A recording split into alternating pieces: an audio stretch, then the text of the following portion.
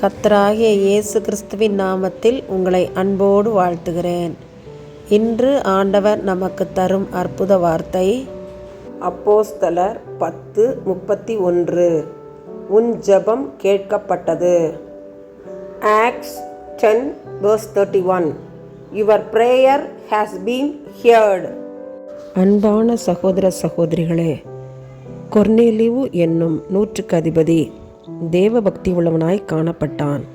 தன் வீட்டார் அனைவரோடும் தேவனுக்கு பயந்தவனாய் இருந்தான். ஜனங்களுக்கு மிகுந்த தர்மங்களை செய்து வருகிறவனாயும் எப்பொழுதும் தேவனை நோக்கி ஜெபம் பண்ணி கொண்டிருக்கிறவனாகவும் காணப்பட்டான். தேவதூதன் அவனிடம் வந்து அவனுக்கு காட்சியளித்து, பேதுரு என்ற கர்த்தருடைய அப்போஸ்தலனை வரவழைத்து அவனுடைய வாயிலிருந்து வருகிற கிருபையுள்ள வார்த்தையை கேட்கும்படி சொன்னார். அப்படியே கொர்நேலியு செய்தார்.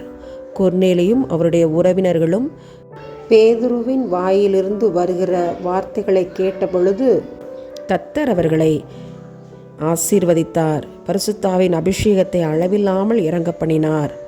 கொர்நேலியும் அவன் குடும்பத்தார் அனைவரும், அங்கு கூடியிருந்த அனைவரும் கூட ஞானஸ்நானம் பெற்று கர்த்தருடைய மந்தையிலே சேர்க்கப்பட்டார்கள்.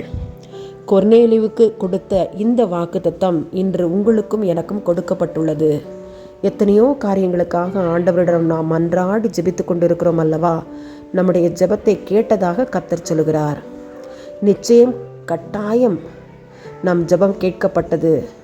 விசுவாசிப்போம், அறிக்கையிடுவோம், கர்த்தர் நாமத்தை மகிமைப்படுத்துவோம், துதி பாடல்களை பாடுவோம், ஆராதனை செய்வோம், இன்னும் அதிகமாய் கர்த்தருடைய பாதத்தில் காத்திருப்போம், உபவாசிப்போம், கர்த்தருடைய ஆலயத்தை வாஞ்சிப்போம், வேத வசனத்தை தியானிப்போம்.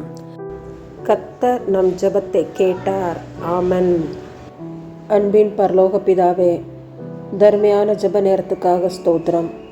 எங்களை தாழ்த்தி உம்முடைய பாதத்தில் ஒப்பு கொடுக்கிறோம்.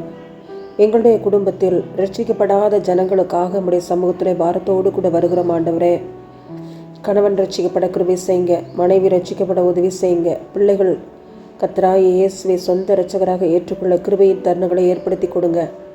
தாத்தா பாட்டிமார், பேரன் பேத்திமார் அனைவரும் கூட மீட்கப்பட்ட வாழ்வுக்குள் கடந்து வர தேவனாய கர்த்தருடைய கிருபை செய்யுங்க.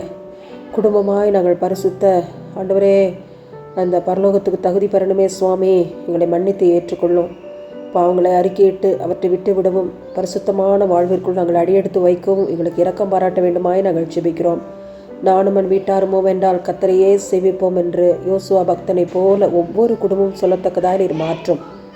ரட்சிக்கப்படாத ஜனங்களை ரட்சிப்புக்குள்ள கொண்டு வாரும். ரட்சிக்கப்பட்ட ஜனங்கள் பரிசுத்தாவின் அபிஷேகத்தை பெற்று ஆவிக்குரிய வாழ்க்கையில் வளர உதவி செய்யும். இயேசுவின் மூலம் ஜெபிக்கிறோம் நல்ல பிதாவே. ஆமேன், ஆமேன்.